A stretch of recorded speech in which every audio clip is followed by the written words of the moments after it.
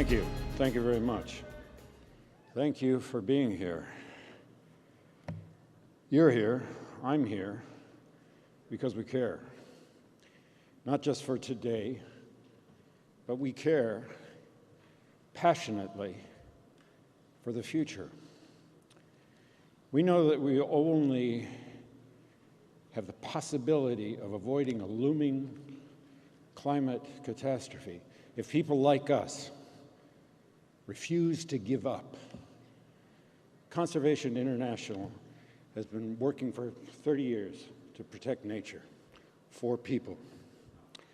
I've been on their board for over 20 years. We've done some good work in that time, working with others, many of whom are in this room today. We've accomplished a lot, but all of that is at risk if we don't change the path that we're on today. The future of humanity is at stake. While you work to meet the challenge of climate change, I beg of you, don't forget nature. Because today,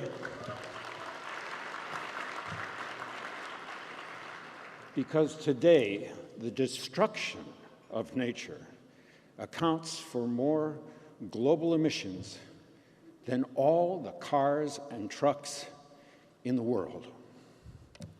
We can put solar panels on every house, we can turn every car into an electric vehicle, but as long as Sumatra burns, we will have failed. So long as the Amazons, great forests, are slashed and burned, so long as the protected lands of tribal people, indigenous people, are allowed to be encroached upon, so long as wetlands and bog peats are destroyed, our climate goals will remain out of reach, and we will be shit out of time. If we don't stop the destruction of our natural world, nothing else will matter. Why?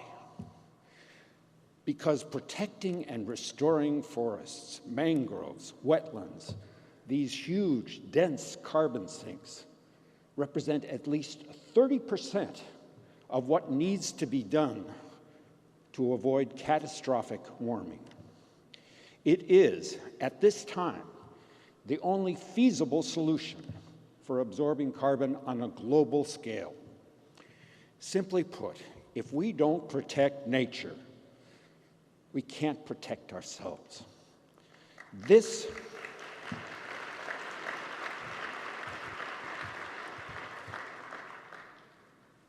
is what we need to do. We need to include nature in every corporate, state, and national climate goal. Put in place the plans, the timetables to meet those goals. Invest in mangroves and tropical forests in the same way invest in renewable energy. Work to end the destruction of these ecosystems. Commit to the effort in the next decade to secure them for the future. Pursue research in reforestation like we pursue research in carbon capture and storage.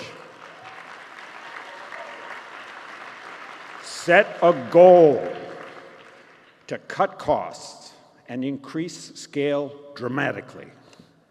Empower indigenous communities to use their knowledge, their history, their imaginations, our science to save their heritage and their lands. Respect and ensure their rights. Educate and elect leaders who believe in science and understand the importance of protecting nature. Stop, for God's sake, the denigration of science. Stop giving power to people who don't believe in science, or worse than that, pretend they don't believe in science for their own self-interest.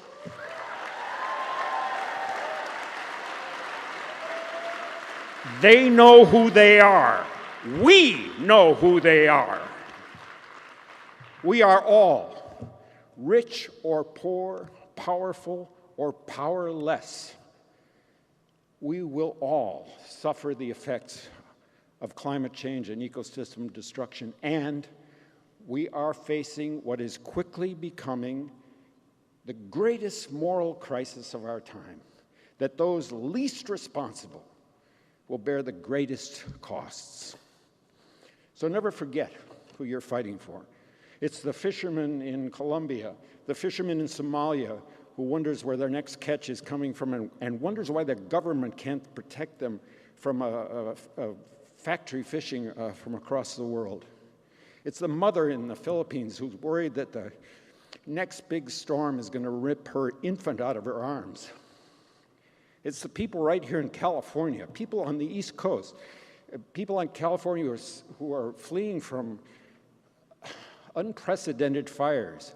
People on the East Coast are facing the worst storms in recorded history.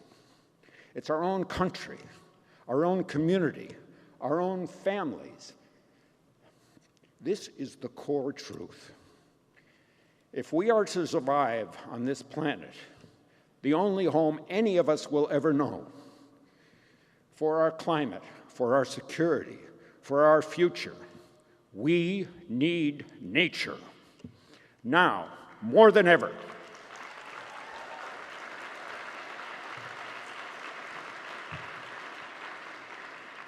Because nature doesn't need people. People need nature. So let's turn off our phones, let's roll up our sleeves, and let's kick this monster's ass.